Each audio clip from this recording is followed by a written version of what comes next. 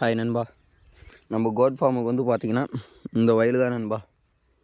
இந்த ஒரு சதுரம் அது வந்து பார்த்திங்கன்னா உழவு ஓட்டி போட்டு வச்சிருக்கு. இதில் வந்து குப்பை போட்டு உழவு ஓட்டியிருக்கேன். அதாவது இதில் வந்து பார்த்திங்கன்னா பட்டுப்பூச்சி தலை, இல்லைன்னா அகத்தி, இல்லைன்னா வேலி மசால், இதில் 3ல் எது போடலாம் அப்படின்னு சொல்லுங்கள். பட்டுப்பூச்சி தலை வந்து பார்த்திங்கன்னா ஊனியிருக்கோம் வீட்டுக்கிட்ட.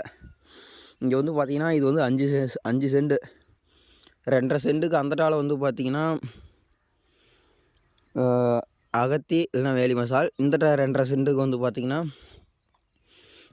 வேலி மசால், அந்தட்ட அகத்தி இப்படி போட்டு இந்த ஓரம் வந்து தண்ணி இதில் தான் நம்ம கீழேருந்து மேலே ஏறி ஊற்றும். இந்த ஓரத்தில் வாய்க்காக போட்டு விட்டுட்டோம்னா அந்த ஓரத்துலேருந்து இந்த ஓரம் வந்து பட்டுப்பூச்சி தலை 2 லேயர் ஊனிக்கலாம் அப்படின்னு சொல்லி ஒரு ஐடியா இருக்குது.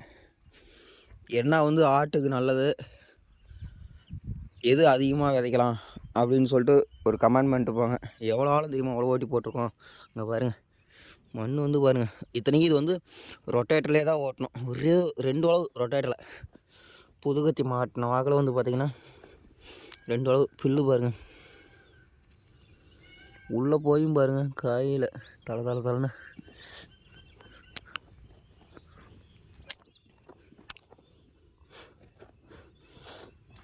இங்கே பாருங்கள் 6 அடி. இதுக்கு மேலே வந்து பார்த்திங்கன்னா கல். இங்கே பாருங்க 6 அடி ஓட்டியிருப்போம் கண்டிப்பாக. புல்லு வந்து பார்த்திங்கன்னா மேகாட்டில் இருந்தது பாருங்கள், அந்த மாதிரி தான் இருந்தது. வெறும் பூடாகவே இருந்தது, பூடு பசலையாகவே இருந்தது. அப்படியே 2 உழவில் நீட்டாக ஓட்டியாச்சு. அந்த வரப்பெல்லாம் எடுத்து கட்டியாச்சு. இந்த வழியில் வந்து என்ன வந்து அதிகமாக போடலாம் அப்படின்னு சொல்லிட்டு மறக்காத கமெண்ட் பண்ணிட்டு போங்க. அதே மாதிரி நம்ம எஸ்கே கோட் ஃபார்முக்கு யாராவது புதுசாக வந்திருந்தீங்கன்னா மறக்காத சப்ஸ்கிரைபர் பண்ணி லைக் பண்ணிட்டு கொஞ்சம் முடிஞ்ச அளவுக்கு சப்போர்ட் பண்ணுங்கள் நண்பா. Okay bye.